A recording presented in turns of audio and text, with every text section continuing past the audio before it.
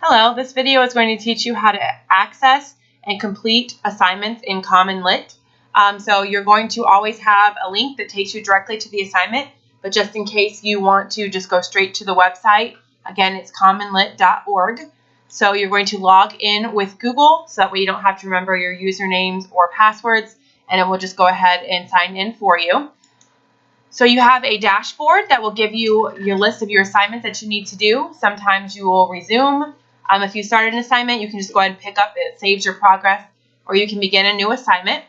Once you finish an assignment, it will move down into the Grading and Progress tab here, which will be for assignments that you're waiting on a grade for. Like I have some short answer questions that the computer can't answer or grade for me. And then once I have graded them, it will move them down into the completed assignments where you can see your grade. They also have this My Performance tab up here, which you can click on, and it will take you to see a breakdown of your grade and what questions you got right and what questions you got wrong. But I'm going to talk to you about specifically how to complete an assignment, because there's 3 parts that I'm looking for with every CommonLit assignment. The first one is that you answer the guided reading questions, which I'm going to talk about in a second. And the second one is that you annotate or make notes, whether you do it in the margins in the article itself using their annotation tool, or whether you take notes on a piece of paper and turn them in Google Classroom. So there's an actual separate video that walks you through the process of how you turn in your notes that you take on a piece of paper. So check that out if you're on a mobile phone or a tablet. But if you're on a computer, then you should use the annotation tool that CommonLit has, because then it will automatically just package those annotations with your answers, and everything will be prepared for me. You don't have to go through the extra step of taking a picture of notes and turning that in. So whenever you access an article, it's going to give you a little introduction, and then you're going to see this bold text is what you are annotating. So for example, this particular article says, as you read, take notes on how teens are affected when they don't get enough sleep. So that's what you would be making notes in the margins for, or writing down on your separate piece of paper. So once you have read the introduction and you know what it is you're annotating, then you can press Got It to view the website or to view the article. And that's cool. It just happened to log me out just at this particular moment. So if that happens, just go ahead and log in again with Google. A lot of these websites have been experiencing difficulties because of a large amount of traffic.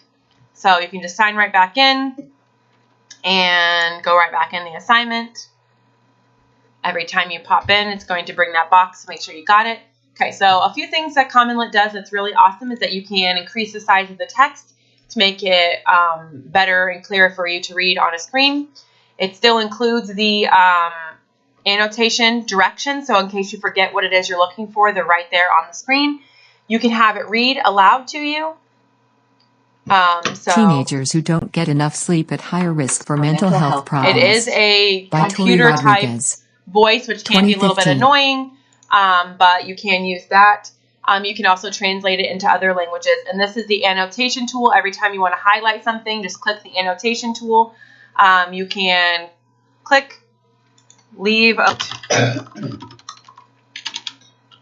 explaining in your own words.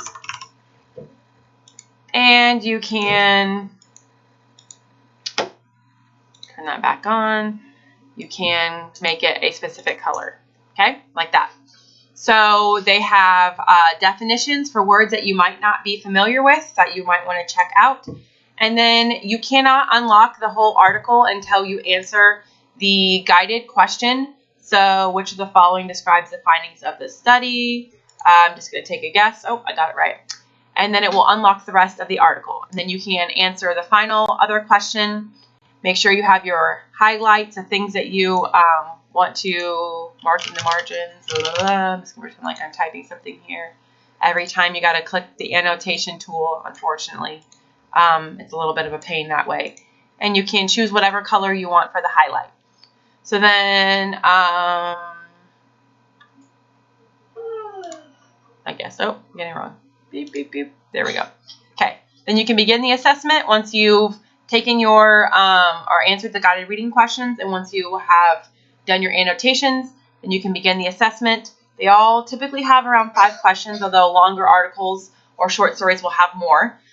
There's usually several multiple choice questions, and then there's always a short answer that I expect you to use text evidence in, cite paragraph numbers if possible, put pieces of text or pieces of information from the text in quotation marks, so I know that that came directly from the article and that it was your quoted the article and not something that you said that you were doing yourself.